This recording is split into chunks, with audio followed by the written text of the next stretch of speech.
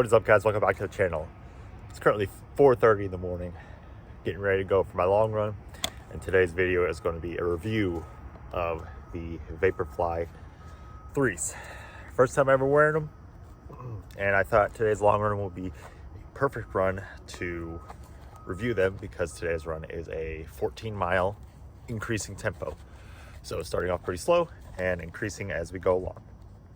So this video isn't going to be a biometric talk about the shoes, technology inside of it, things like that. This review is literally going to be a very short video, whether the shoe is awesome or not, if it's fast or not, and is it worth your money or not. So with the Vaporflies, I have worn every single iteration of run.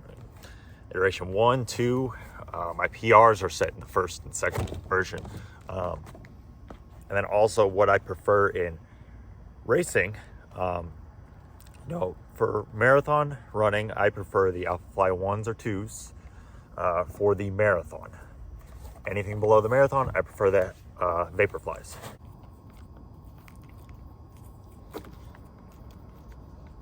So upon first wear on them, they feel just like the Vaporfly 2s, almost to a T, except for the upper on them, on the front of them. The upper is a lot different, a lot more breathable on them.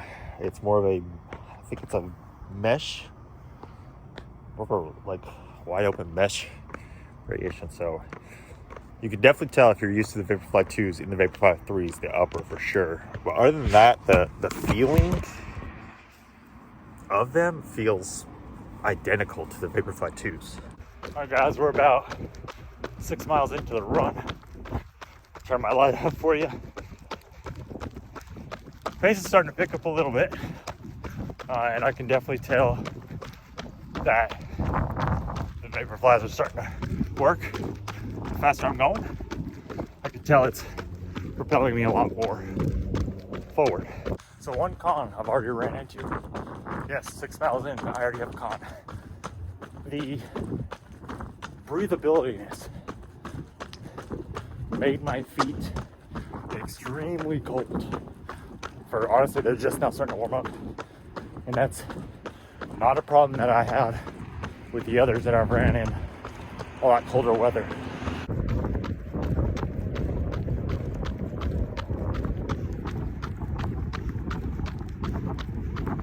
Just finished the run, 14 miles. Gonna do a mile cool down really slow. So I get 15 in today. Felt amazing. It's gotta be the shoes, right? I felt really good. Like started at like 7:30, so a little faster than what I'm used to when I have this progression. And by mile 7, I was like, I was getting down to like 7:05, 7:10. I'm like, all right, it's time to work. So for mile 7, basically the halfway point, that's where I started the run.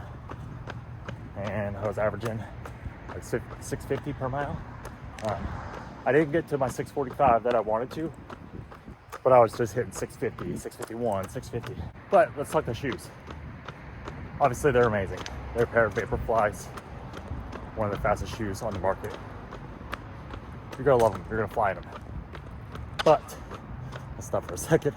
But, the big con, like I said before, the openness, the breathability. I'll show you. The breathability in the toe box. Now, some of you might be like, you want breathability, don't you? Of course you want it. But there is a thing as too much breathability. And with these, like I said, I've worn the Vaporflies constantly. And I've never had a pair of the Vaporfly 1 or 2s in the winter where my feet were really cold and almost numb. This run, my first 4 or 5 miles, my feet were numb. And I wear the same socks, my Runner's Empire socks, like I always do. So it wasn't the socks, it was the shoes. And it wasn't the weather because it's 35 out here. Would I recommend them for winter running? I would not. I would recommend the Vaporfly 1s or the Vaporfly 2s. These just that bothered me quite a bit. You know, my feet were numb for the first 4 miles. It bothered me quite a bit. So Vaporfly 1 or 2s. And also, should you get a pair of super shoes? Yes, you should make the investment no matter what level you runner you are. Maybe if you're a beginner just getting into running, you don't need that. But if you're gearing up and training for a really, really big race, I would definitely recommend getting a pair, whether it's Nike, whatever, Saucony, whatever brand you like. So yeah, hope you guys like this really quick review. Hope you guys enjoyed it. I like reviews like this because there's a lot of YouTubers out there who, you know, go into the dynamics of everything and things like that, and that's great.